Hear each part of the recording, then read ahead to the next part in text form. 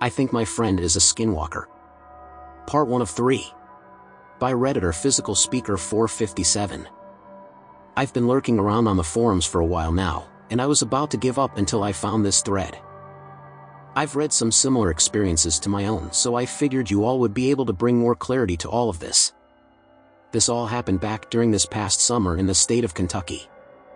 To protect his identity, and out of respect for his family, I will refer to my friend as James. I was spending time together with James, celebrating his completion of finals and my recent promotion, drinking to our heart's content, and we had the thirst of a Norse warrior at a midsummer festival. Starting with a nice bottle of Japanese whiskey that lasted all but 30 minutes, we moved on to something a little classier, Jim Beam. We sipped until day became night and everything got fuzzy around the edges. James took a long pull off the bottle before he turned to me and asked if I want to go for a night walk to our favorite stargazing spot. I obliged by taking the final swig. This was just one of the things James and I would do every weekend, and surprisingly our parents were okay with it. Ever since we had science class together as kids, we loved stars and outer space, and the clearing was like our own private research facility.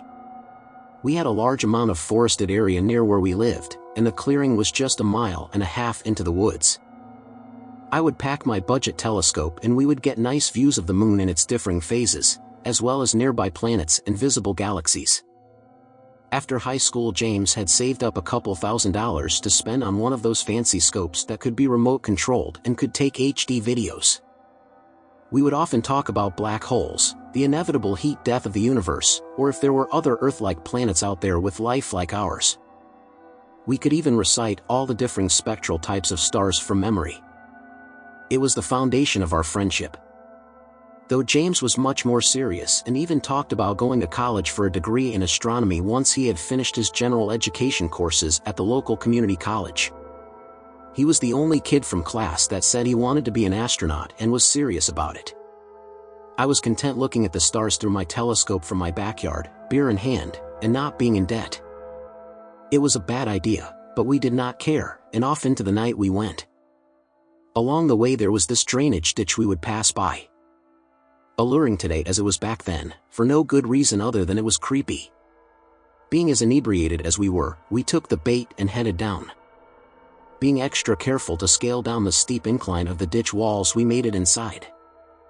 It was your standard drainage ditch, a large concrete canal stretching out about 10 miles in both directions, dividing the forested land in two. There was an overpass that ran across a small portion of the ditch like a bridge, connecting the two pieces of land so that people could walk across. Along the graffiti-riddled walls of the canals were drainage holes to help disperse the water should the levels rise high enough. One of these was a drainage tube about 2 m wide and 50 m long, what we dubbed the butthole. The other end of the butthole led into the forest on the other side.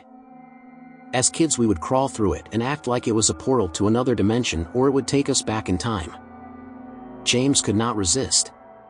"Dude, look, the butthole. I'm going in, man," he exclaimed. "I can't believe you actually said that out loud. Be careful, you're going to scrape your knees or bonk your head," I warned. Once he got further in, he stopped moving. "Any xenomorphs in there?" I asked. "Nah. You hear this frog, man?" Indeed, I could hear the thing from where I was standing. As I approached, I noticed the croak sounded guttural, throaty, and wet. If you've ever seen The Grudge, it sounded like the noise the girl makes, but not as drawn out. At that moment I just chalked it up to my imagination, alcohol intoxication, or a big frog, though my anxiety was already setting in. But what was strange was that there was a little water still running through the ditch from last week's rain, and typically where there was water, there were frogs. Though the croaks were coming from one source.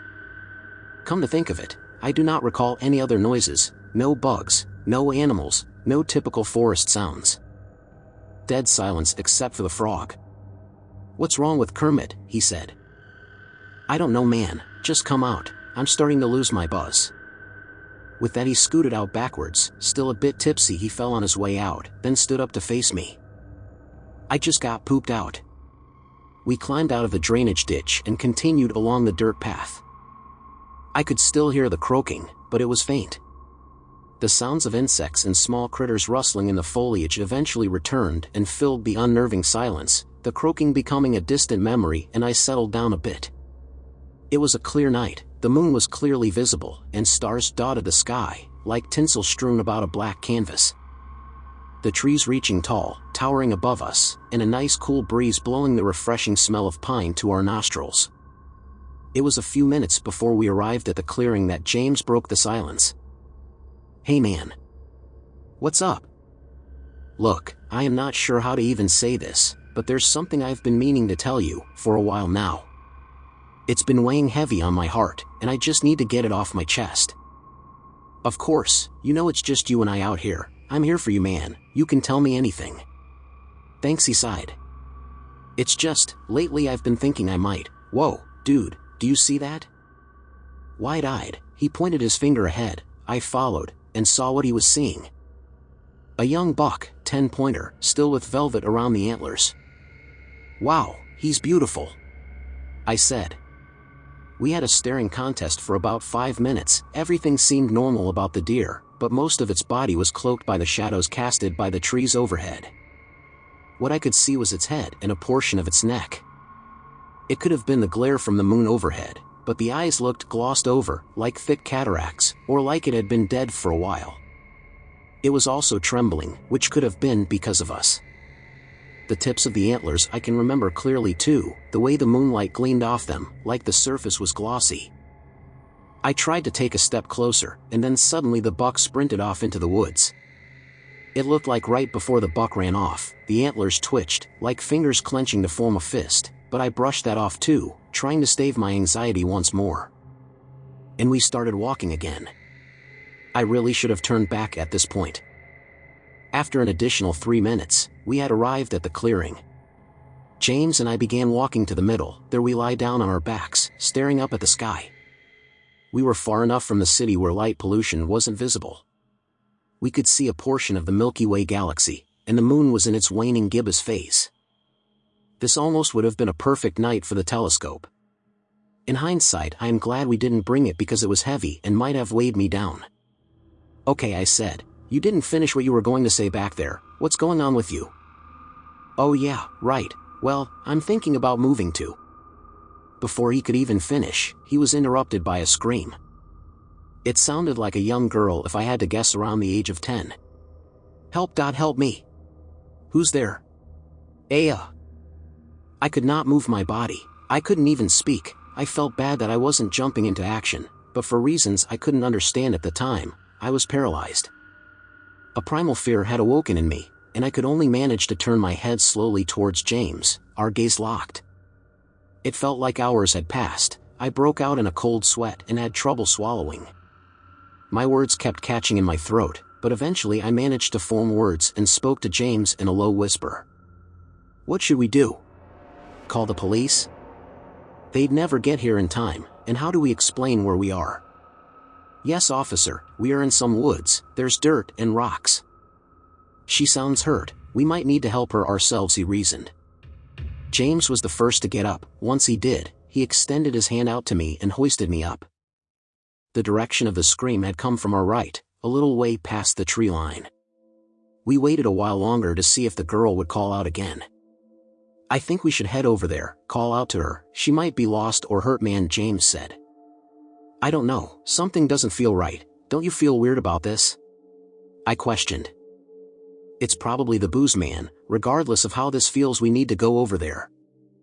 We took a few careful steps towards the tree line. Before we got within 3 feet of the first tree, we heard a noise that has scarred me indefinitely for the rest of my life. For context, when I was younger, me and my friends would love to jump off the swing set at its peak because it gave us the sensation of flying. One time I managed to get some good height before I let go, but I botched the landing and all my weight landed on my right shoulder. It had become dislocated, and I had to go to the hospital to have it popped back into its place. I am not sure if you all ever had something like that happen to you, but the noise from the shoulder bone being reinserted back into the socket is disgusting. You'd never forget it. This noise was similar, but incredibly loud and wet. I could hear the bones shifting and adjusting even from this distance, muscles, tissues, and sinew being torn with the sound of wet fabric ripping. then a rustling of leaves and brush, followed by silence. Once again frozen by fear, we could only wait for what would happen next. A voice called out to us, voices to be precise. The girl's voice, but two other voices spoke with it at the same time and with the same cadence. One being a significantly lower pitch, the other sounded like my own. Stup. Hurts, wow, he's beautiful. Hearing my own words and voice was enough. I pissed out the liquor all over myself in that moment. I don't know much about trauma and how the human brain reacts, but what happened next comes back to me only in fragments. Thinking about it too hard always results in a panic attack. I remember multiple gaunt limbs, a misshapen head with horns, matted and patchy blonde hair, tall and lanky body with saggy leathery skin, pustules all over. I remember it running towards us on all fours, body turned sideways. Then came the gunshots, running through the woods. I remember hearing a deer bleat mixed with the sound of a death rattle of a dying old man. And the rest is a blur, but I remember waking up in my own bed. I haven't seen James since that night. Anytime I would reach out to him there's no reply and his phone goes straight to voicemail. I want to know if that was real or if we were just drunk and imagining things. I'm thankful he was carrying his firearm that night because I'm not sure if we would have made it back, but I don't understand why he won't talk to me. I just feel crazy. What was that thing? Has anyone else encountered something similar in the area? I've heard of things called skinwalkers from the forums on here. Could that be what that was? It was capable of mimicry, albeit not particularly good.